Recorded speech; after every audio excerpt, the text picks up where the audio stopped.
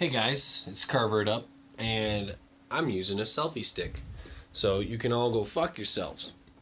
I just want to talk about this whole thing that's happening right now with Elon Musk and how I think it's confirmed 3, 4, 5 or so people that purchased pre-ordered the new Tesla Model 3.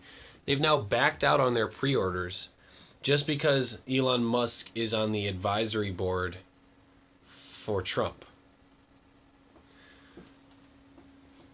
This doesn't sound too smart because he's on the advisory board. What do you expect him to do? There was one lady who said, I would expect him as an advisor of Donald Trump to be speaking out against the things that he's doing.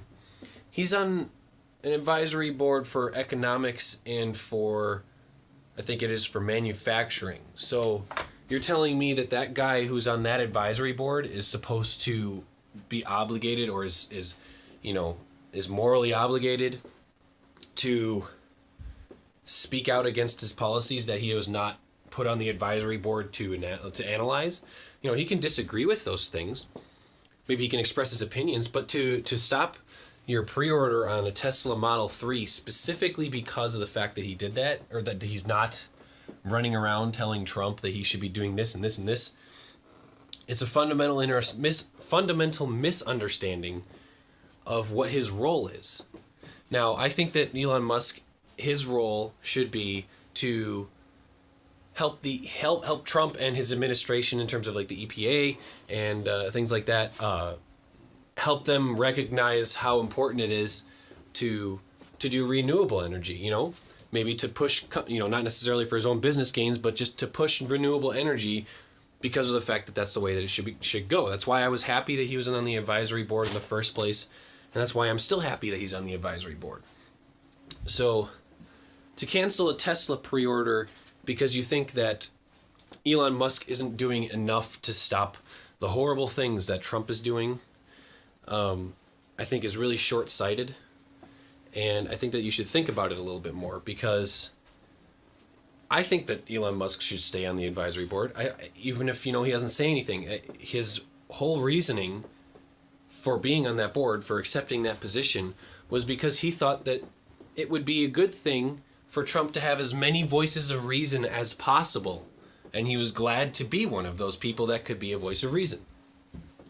So I don't understand why people think that Elon Musk not speaking out, almost makes him complacent in the things that Trump is doing.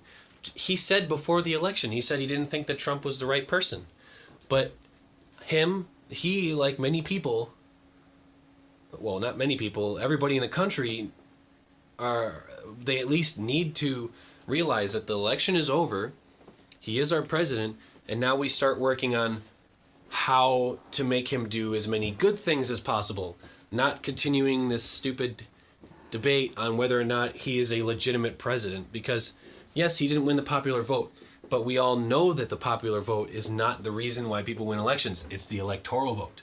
So you may disagree with how he got elected, but that is our current system.